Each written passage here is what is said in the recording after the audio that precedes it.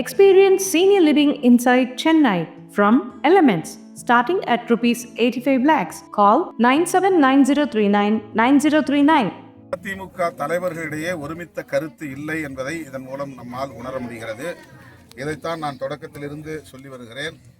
அதிமுகவும் பாஜகவும் கூட்டணி என்று சொல்லிக் கொண்டால் கூட அது பொருந்தா கூட்டணி.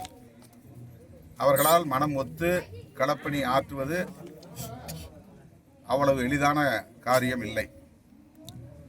ஒரு பொருந்தா கூட்டணியை உருவாக்கி கொண்டு ஆட்சியை கைப்பற்றுவோம் என்று சொல்லுவது நேர் முரணாக இருக்கிறது. அமித்ஷா அவர்கள் திரும்ப திரும்ப கூட்டணி ஆட்சி அமைப்போம் என்கிறார். அதற்கு இதுவரையில் அதிமுக பொதுச் செயலாளரிடமிருந்து உறுதியான தகவல் இல்லை.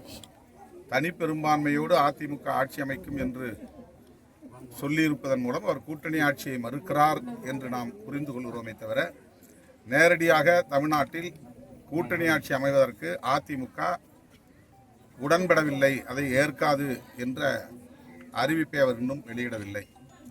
அடுத்து இது தேசிய ஜனநாயக கூட்டணி என்று பாஜகவினரே சொல்லுகிறார்கள்.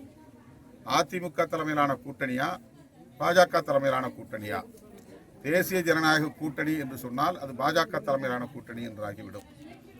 அதிமுக தலைமையிலான கூட்டணி என்றால் அதற்கு ஏதேனும் வேறு பெயரை அவர்கள் அறிவிக்க வேண்டும்.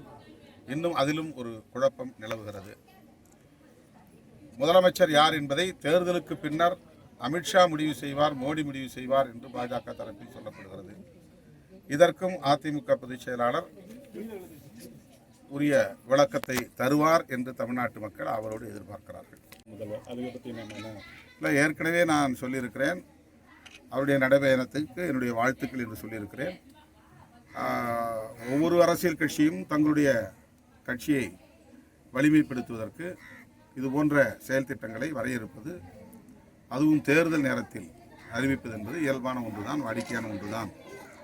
நடிகர் விஜய் கூட விரைவில் சுற்றுப்பயணம் மேற்கொள்ள இருக்கிறார் என்ற தகவல்கள் வெளியாகி இருக்கின்றன. திராவிட முன்னேற்றக் கழகம் ஏற்கனவே தேர்தல் பணிகளை தொடங்கி தீவிரமாக முடுக்கிவிட்டிருக்கிறார்கள். முதலமைச்சர் அவர்களும் அதுபோன்ற ஒரு சுற்றுப்பயணத்தை மேற்கொள்ள வாய்ப்பு இருக்கிறது. எனவே இது வழக்கமான ஒன்றுதான். அது ஒரு யூகம், அவ்வளவுதான். தேர்தல் முடிவுக்கு பிறகுதானே உண்மை என்னவென்று தெரிய வரும். ஒரு பிரபலமான நடிகர் என்பதனால் கதாநாயகராக பல ஆண்டுகள் வெற்றிகரமாக மக்கள் மத்தியில் செல்வாக்கு பெற்றவர் என்பதனால் இந்த யூகம் இருக்கிறது.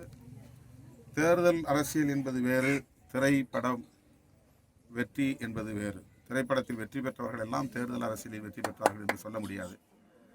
ஆகவே நாம் அவர்கள் வெற்றி பெறுவோம் என்று எப்படி யூகமாக சொல்கிறார்களோ அப்படி வெற்றி பெற மாட்டார்கள் என்று நாம் யூகமாக சொல்ல விரும்பவில்லை.